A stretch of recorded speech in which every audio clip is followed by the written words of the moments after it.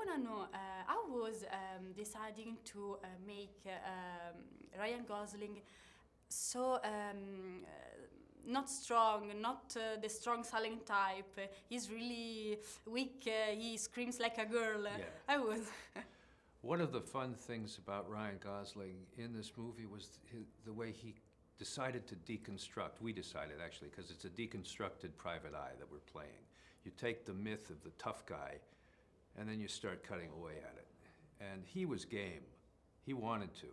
And, you know, like you say, to the extent that he screams like a little girl. I mean, and we didn't even hear it coming, you know. He suddenly does it, and he would make himself look like a complete fool. He would act drunk, he would fall down, he would slur his words. He was, in the movie, he's a terrible father to this little girl. He was not afraid to make himself look compromised.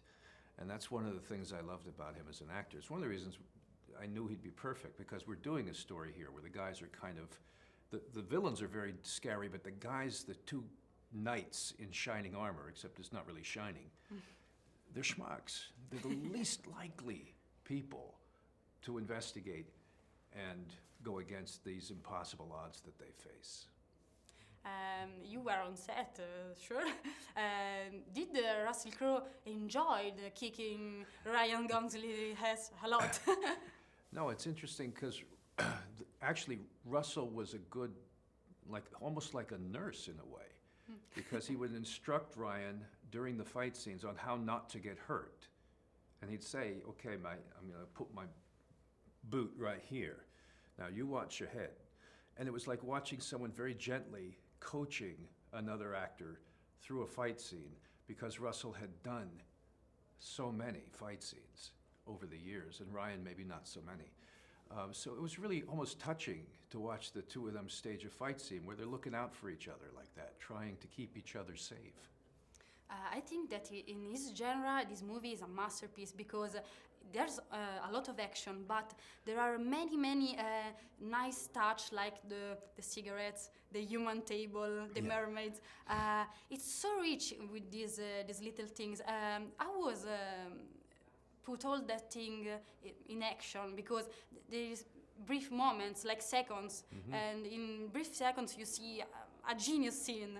How was writing? That's the fun of it. That's the joy, is that someone says to you, okay, we want to go to a party in the movie, but it's not just any party, it has to be fun. What do you got? And so you sit down and you think about it, and you start to think of fun little bits. And the production designer also is very helpful. We had a wall in my office and a wall in his office with pictures, you know, color palettes and images from magazines or other films. And you start to look at it and figure out what is the look you want to achieve. And part of it's the design, and part of it is trying to just come up with stuff that's really whacked out there and funny, like the hat made of cigarettes and stuff like that. And that to me is where you have fun. I mean, I used to throw parties where we would design horror masks and things like that. So I like to come up with stuff for a party.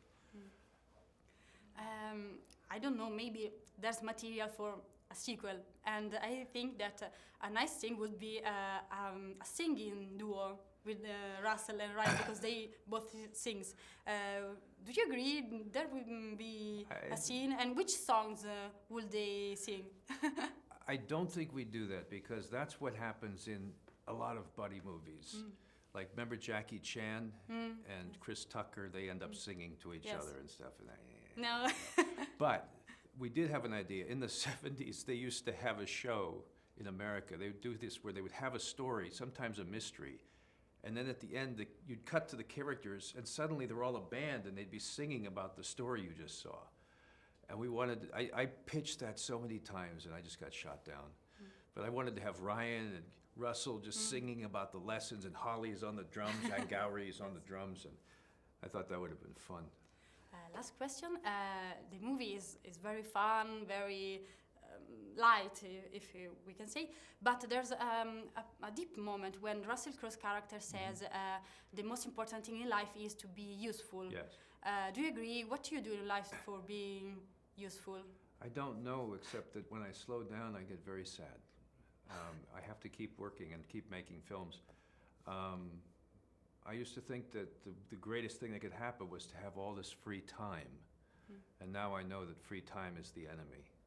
And so, useful? I don't know, but writing something is trying, at least. If you're going to be tortured in your life, why not be tortured over something slightly noble like writing or acting or filmmaking?